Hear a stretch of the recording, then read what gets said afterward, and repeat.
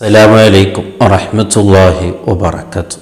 മുഅ്മിനീങ്ങളെ, അള്ളാഹുവിൻ്റെ ആരിഫീങ്ങളിലെ പ്രമുഖരായ ബഹുമാനപ്പെട്ട ഇബ്രാഹിമുൽ ഖവ്വാസ് റളിയല്ലാഹു അൻഹു മഹാനവരുകളുടെ ജീവിതം എന്ന് പറഞ്ഞാൽ എല്ലാ ആൾക്കാരിന്ന് വൈഞ്ഞ് ആൾക്കാർ താമസമില്ലാത്തൊരു സ്ഥലത്ത് പോയി ബഹുമാനപ്പെട്ടവരിങ്ങനെ ഇബാദത്ത് ചെയ്യുകയാണ്.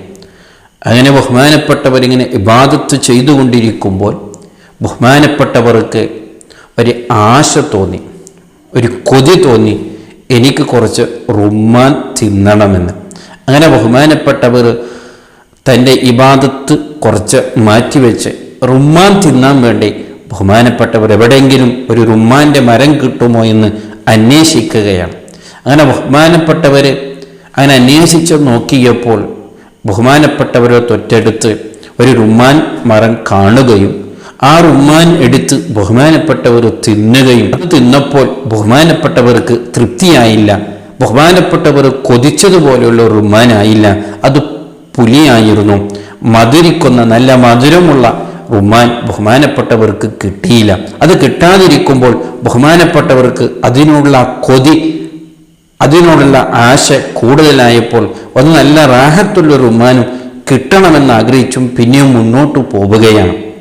അങ്ങനെ അത് തേടിക്കൊണ്ട് ബഹുമാനപ്പെട്ടവരിങ്ങനെ നടന്നു പോകുമ്പോഴാണ് ഒരു സ്ഥലത്ത് ഒരു മനുഷ്യൻ കിടക്കുന്നത് കാണുന്നു. എങ്ങനെയുള്ള മനുഷ്യനാണ്? എല്ലാ അദാബുകളും വല്ലാത്ത രോഗം പിടിപ്പെട്ടിട്ട് അദ്ദേഹത്തിൻ്റെ ശരീരങ്ങളെല്ലാം വല്ലാത്തൊരു അവസ്ഥയിലാണ് അദ്ദേഹമുള്ളത്. അദ്ദേഹത്തിനെ കാണുമ്പോൾ ഏതൊരു മനുഷ്യനും വല്ലാത്ത ബേജാറായിപ്പോകും. അപ്പം അദ്ദേഹത്തിനെ കണ്ടപ്പോൾ ബഹുമാനപ്പെട്ടവർ അദ്ദേഹത്തിനോട് സലാം പറഞ്ഞു. സലാം പറഞ്ഞപ്പോൾ ബഹുമാനപ്പെട്ടവർക്ക് അദ്ദേഹത്തിന് ഒരു നിലയ്ക്കും പരിചയമില്ല.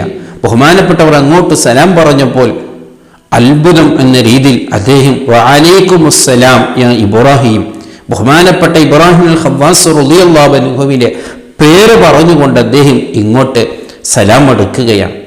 ഇത് കണ്ടപ്പോൾ ബഹുമാനപ്പെട്ടവർക്ക് അത്ഭുതം തോന്നി. അല്ല, നിങ്ങളാരാണ്? നിങ്ങൾക്കെങ്ങനെ എൻ്റെ പേര് കിട്ടിയത് എന്ന് ചോദിച്ചു.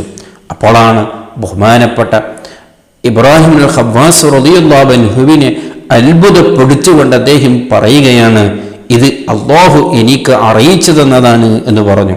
ഇത് കേട്ടപ്പോൾ ബഹുമാനപ്പെട്ടവർക്ക് മനസ്സിലായി, ഈ കിടന്ന് ഇവിടെ വിഷമിക്കുന്ന, ഈ ബുദ്ധിമുട്ടുന്ന, ഈ വലിയൊരു മുസീബത്തിൽ കിടക്കുന്ന ഈ മനുഷ്യൻ ചില്ലരക്കാരനല്ല, അല്ലാഹുവിൻ്റെ ആരിഫീങ്ങളിൽപ്പെട്ട, അല്ലാഹുവിൻ്റെ ഔലിയാക്കന്മാരിൽപ്പെട്ട വലിയൊരു മനുഷ്യനാണ് എന്ന് ബഹുമാനപ്പെട്ടവർക്ക് ബോധ്യപ്പെട്ടു.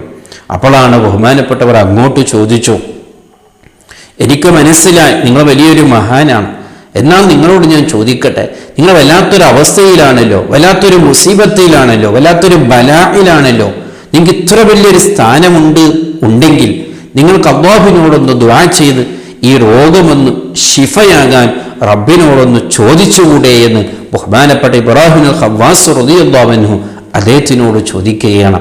അപ്പോഴാണ് അദ്ദേഹം തിരിച്ചൊരു ചോദ്യം ഇങ്ങോട്ട് ചോദിച്ചു, ഇബ്രാഹിം എന്നവരെ, എൻ്റെ ഈ വിഷയം അത് അവിടെ ഇരിക്കട്ടെ, നിങ്ങൾ കുറേ സമയമായല്ലോ ഒരു റുമ്മാന് വേണ്ടി കൊതിച്ച് ഇങ്ങനെ നടക്കുക, ഇബാദത്തുകളൊക്കെ ഒഴിവാക്കി ഒരു റുമ്മാന് വേണ്ടി നിങ്ങളിങ്ങനെ കൊതിച്ച് നടക്കുകയാണല്ലോ, നിങ്ങൾക്കൊന്നത് റബ്ബിനോട് ചോദിച്ചുകൂടെ?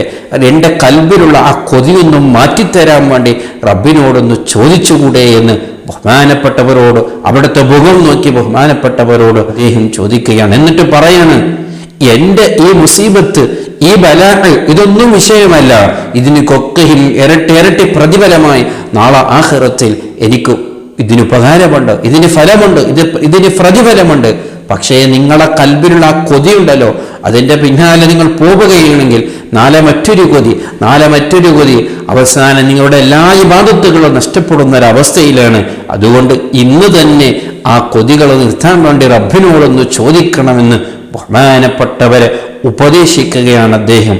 ഇതിലൂടെ നമുക്ക് ധാരാളം പഠിക്കാനുണ്ട്, ധാരാളം അല്ലാഹുവിൻ്റെ ഔലിയാക്കന്മാരെ കറാമത്തിനെ കുറിച്ചും അവരുടെ ജീവിതത്തിനെ കുറിച്ചൊക്കെ നമുക്ക് ധാരാളം പഠിക്കാനുണ്ട്. അതിൽ വളരെ പ്രധാനപ്പെട്ട നാം വളരെ ഗൗരവത്തോടു കൂടെ മനസ്സിലാക്കേണ്ട ഒരു വിഷയമാണ്, അതേ നമ്മുടെ ഇബാദത്തുകളിൽ നിന്ന്, നമ്മുടെ അല്ലാഹുമായിട്ടുള്ള ചിന്തകളിൽ നിന്ന് നമ്മെ തെറ്റിക്കുന്ന വളരെ പ്രധാനപ്പെട്ട ഒരു വിഷയമാണ് നമ്മുടെ തടീച്ചകൾ, നമ്മുടെ കൊതികൾ, നമ്മുടെ ആശകൾ. അതിൻ്റെ പിന്നാലെ ഓടുമ്പോൾ നമുക്ക് പലപ്പോഴും ഇബാദത്തുകൾ നഷ്ടപ്പെട്ടു പോവുകയാണ്. അല്ലാഹുമായിട്ടുള്ള ചിന്തകൾ നഷ്ടപ്പെട്ടു പോവുകയാണ്.